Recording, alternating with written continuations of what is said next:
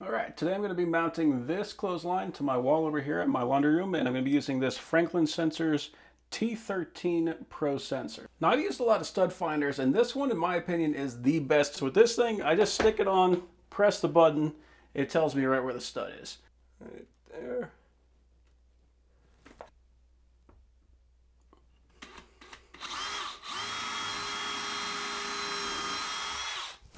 That's a stud. All right, so I'll do the same thing over on this side.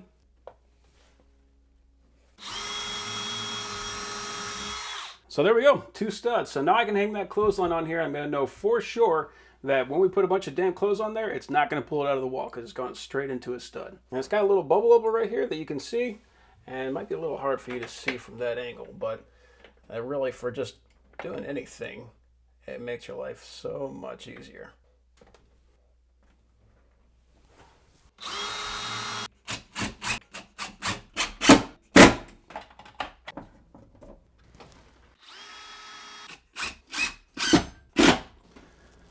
There we go.